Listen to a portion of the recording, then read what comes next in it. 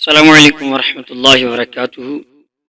حضرت سامعین، آپ دیکھ اور سن رہے ہیں کربلا والوں پر جان قربان کرنے والے دولہ کی کہانی۔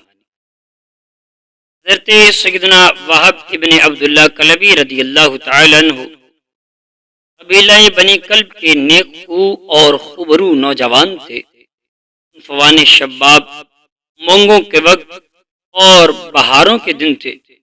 صرف 17 دن شادی کو ہوئے تھے اور ابھی ساتھ عشرت و نشاط گرم ہی تھی۔ والدہ ماجدہ رضی اللہ تعالی عنہ ان کے پاس تشریف لائیں، جو کہ ایک بیوہ خاتون تھی، جن کی ساری کمائی اور گھر کا چراغ یہی ایک نوجوان بیٹا تھا۔ مادر مشفقہ نے رونا شروع کر دیا۔ بیٹا حیرت میں آ کر ماں سے پوچھتا ہے، پیاری ماں، رنج و ملال کا سبب کیا ہے؟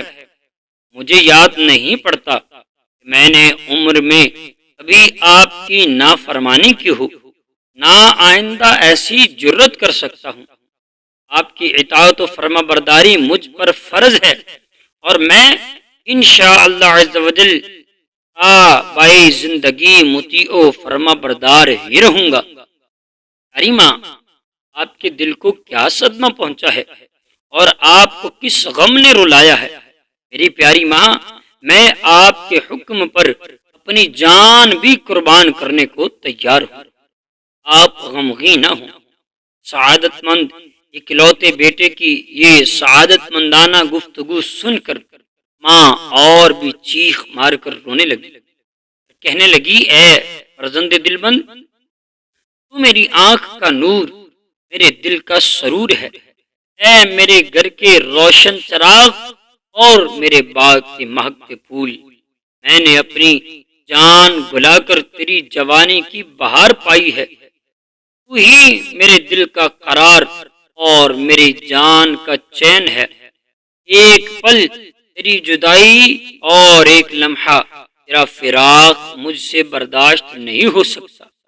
یعنی جب سوؤں تو میرے خوابوں اور خیالوں میں بھی تو، اور جب جاگوں تو میرے دل کی یادوں میں بھی تو ہے۔ اے جان مادر، میں نے تجھے اپنا خون جگر پلایا ہے۔ آج اس وقت دشت کربلا میں نواسائے محبوب رب ذوالجلال، مولا مشکل کشا کا لال، خاتون جنت کا نونہال اور شہزادہ خوش خصال رضی اللہ تعالی عنہ ظلم و ستم سے نڈال ہے۔ میرے لال، میرے بیٹے، کیا تجھ سے ہو سکتا ہے کہ تو اپنی جان ان کے قدموں پر قربان کر ڈالے؟ اس بغیرت زندگی پر ہزار ہے کہ ہم زندہ رہیں اور سلطان مدینہ منورہ، شہنشاہ مکہ مکرمہ صلی اللہ تعالی علیہ وسلم کا لاڈلا شہزادہ ظلم و جفا کے ساتھ شہید کر دیا جائے۔ اے اگر تجھے میری محبتیں کچھ یاد ہوں اور تیری پرورش میں جو مشقتیں اور تکلیفیں میں نے اٹھائی ہیں ان کو تو بھولا نہ ہو، تو اے میرے چمن کے مہکتے پھول، تو پیارے حسین رضی اللہ تعالیٰ عنہ کے سر پر صدقے ہو جا۔ حسینی دولہ سیدنا وہب رضی اللہ تعالیٰ عنہ نے عرض کی، اے مادر مہربان، خوبی نصیب کہ جان شہزادہ حسین رضی اللہ تعالیٰ عنہ پر قربان ہو، میں دل و جان سے آمادہ ہوں، بس ایک لمحے کی اجازت چاہتا ہوں تاکہ اس بی بی سے 2 باتیں کر لوں جس نے اپنی زندگی کے عیش و راحت کا صحرا میرے سر پر باندھا ہے اور جس کے ارمان میرے سوا کسی کی طرف نظر اٹھا کر نہیں دیکھتے۔ اس کی حسرتوں کا تڑپنے کا خیال ہے، اگر وہ چاہے میں اس کو اجازت دے دوں کہ وہ اپنی زندگی کو جس طرح چاہے گزار دے۔ ماں نے کہا، بیٹا، عورتیں کم عقل ہوتی ہیں، کیا پتا اس کی باتوں میں آ جائے اور یہ سعادت اخروی تیرے ہاتھوں سے چلی جائے۔ حسینی دولہ سیدنا وہب رضی اللہ تعالیٰ عنہ نے عرض کی، پیاری ماں، امام حسین رضی اللہ تعالیٰ عنہ کی محبت کی گرہ دل میں ایسی پیوست یعنی مضبوط ہو چکی ہے انشاء اللہ عز و جل اس کو اب کوئی کھول نہیں سکتا، اور ان کی جانثاری کا نقش دل پر اس طرح کندہ ہے جو دنیا کے کسی بھی پانی سے دھویا نہیں جا سکتا۔ یہ کہہ کر بی بی کی طرف آئے اور اسے خبر دی کہ فرزند رسول صلی اللہ تعالی علیہ وسلم بن فاطمہ بطول گلشن مولا علی کے مہکتے پھول میدان کربلا میں رنجیدہ و ملول ہیں، غداروں نے ان پر نرغہ کیا ہے، میری تمنا ہے کہ ان پر جان قربان کر دوں۔ یہ سن کر نئی نویلی دلہن نے ایک آہ سرد دل پردرد سے کھینچی اور کہنے لگی، اے میرے سر کے تاج، افسوس کہ میں اس جنگ میں آپ کا ساتھ نہیں دے سکتی۔ شریعت اسلامیہ نے عورتوں کو لڑنے کے لیے میدان میں آنے کی اجازت نہیں دی۔ افسوس اس سعادت میں میرا حصہ نہیں کہ میں آپ کے ساتھ بھی دشمنوں سے لڑ کر امام عالی مقام امام حسین رضی اللہ تعالیٰ عنہ پر اپنی جان قربان کر دوں۔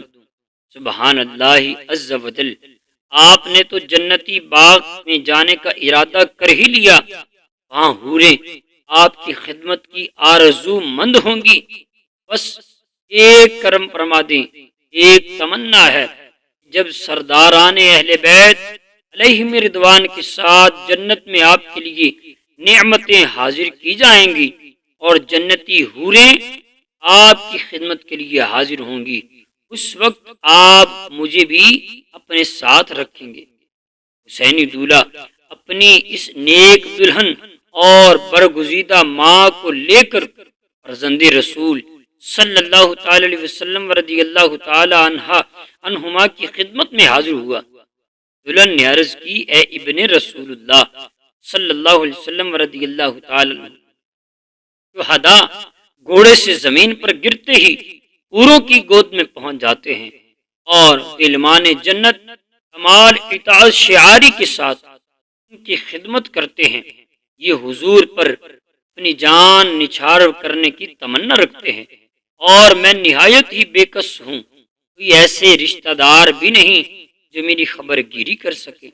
بس التجا یہ ہے سگاہ محشر میں میری ان سے جدائی نہ ہو، اور دنیا میں مجھ غریب کو آپ کے اہل بیت اپنی کنیزوں میں رکھیں، اور میری تمام عمر آپ رضی اللہ تعالیٰ عنہ کی پاک بیبیوں رضی اللہ تعالیٰ عنہ کی خدمت میں گزر جائے۔ حضرت امام علی مقام امام حسین رضی اللہ تعالیٰ عنہ کے سامنے یہ عہد و پیما ہو گئے، اور سیدنا وہب رضی اللہ تعالیٰ عنہ نے بھی عرض کر دی، یا امام علی مقام، اگر حضور تاجدار رسالت صلی اللہ علیہ وسلم کی شفاعت سے مجھے جنت ملی، میں عرض کروں گا، یا رسول اللہ صلی اللہ تعالی علیہ وسلم، یہ بی بی میرے ساتھ رہے۔ حسینی دولہا سیدنا وہب رضی اللہ تعالیٰ عنہ امام علی مقام امام حسین رضی اللہ تعالیٰ عنہ سے اجازت لے کر میدان کی طرف چل پڑے۔ یہ دیکھ کر لشکر اعداء یعنی دشمنوں پر لرزہ طاری ہو گیا۔ ایک گھوڑے پر ایک ماہرو شاہ سوار اجل ناگہانی کی طرح یعنی ان کی موت بن کر لشکر کی طرف بڑھتا ہی چلا آ رہا ہے۔ ہاتھ میں نیزہ ہے، دوش پر سپر ہے، اور دل ہلا دینے والی آواز کے ساتھ یہ رجز یعنی شیر پڑتا جا رہا ہے۔ امیر الحسین ونعم الامیر لہو لمعۃ کالسراج المنیر، یعنی حضرت حسین رضی اللہ تعالیٰ عنہ امیر ہیں اور بہت ہی اچھے امیر ہیں۔ ان کی چمک دمک ایک روشن چراغ کی طرح ہے، برق خاطف یعنی کچک لینے والی بجلی کی طرح میدان میں پہنچتے ہیں۔ وہ پہ کر گھوڑے پر سپہ گیری کے فنون دکھاتے ہیں۔ صفے اعداء سے مبارز طلب فرمایا، جو سامنے آیا تلوار سے اس کا سر اڑا دیا۔ گرد و پیش خود سروں یعنی سرکشوں کے سروں کے انبار یعنی ڈھیر لگا دیے۔ ناقصوں یعنی نااہلوں کے تنے خاک و خون میں تڑپتے نظر آنے لگے۔ یک بارگی گھوڑے کی باگ موڑی اور ماں کے پاس آ کر عرض کرتے ہیں، اے مادر مشفقہ، امی جان، اب تو آپ مجھ سے راضی ہوئی؟ اور دلہن کے پاس پہنچے جو بے قرار رو رہی تھی، ان کو صبر کی تلقین کرتے ہیں۔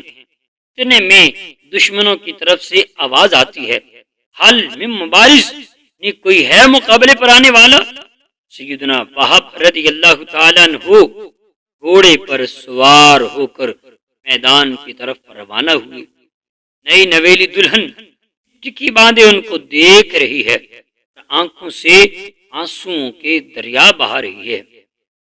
حسینی دولہا غضبناک شیر کی طرح تیغ آبدار نیزائے جان شکار لے کر معرکہ کارزار میں صاعقہ وار پہنچے۔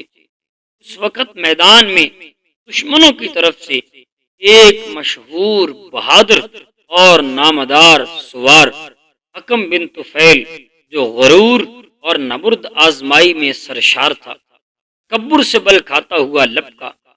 سیدنا وہب رضی اللہ تعالیٰ عنہ نے ایک ہی حملے میں اس کو نیزے پر اٹھا کر اس طرح زمین پر پٹخ دیا کہ ہڈیاں چکنا چور ہو گئیں اور دونوں لشکروں میں شور مچ گیا اور مبارزوں میں ہمت مقابلہ نہ رہی۔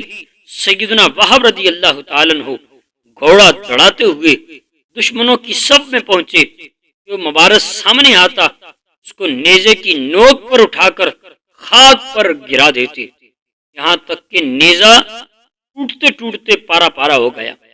تلوار میان سے نکالی اور تیغ زنوں کی گردنیں اڑا اڑا کر خاک میں ملا دی۔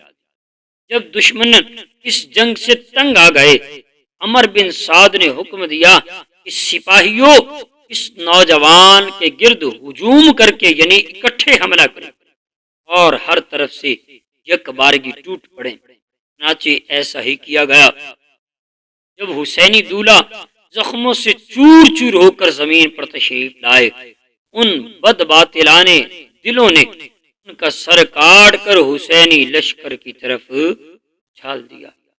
ماں اپنے لخت جگر کے سر کو اپنے منہ سے ملتی تھی اور کہتی تھی، اے بیٹا، میرے بہادر بیٹے، میرے بیٹا، اب تیری ماں تجھ سے راضی ہوئی ہے۔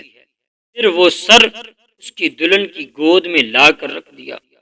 دلہن نے ایک جھرجھری سی لی اور اسی وقت روانہ وار اس شمع جمال پر قربان ہو گئی اور اس کی روح حسینی دولہا سے ہم آغوش ہو گئیں۔ کیوں نہ ہو، سرخروئی اسے کہتے ہیں کہ راہ حق میں، سرخروئی اسے کہتے ہیں کہ راہ حق میں سر کے دینے میں ذرا تو نے تحمل نہ کیا۔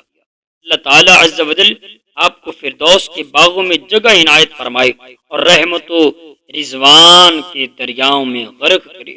اللہ تعالیٰ ہمیں بھی صحابہ و اہل بیت، شہیدان و اسیران کربلا کا فیضان نصیب فرمائے، اور اللہ تعالیٰ ہمیں بھی وقتہ نماز، تلاوت قرآن اور امام عالی مقام کی سیرت پر عمل کرنے کی توفیق عطا فرمائے۔ ناظرین و سامعین، کہانی اچھی لگی ہو تو لائک، شیئر اور سبسکرائب ضرور کرتے جائیے گا۔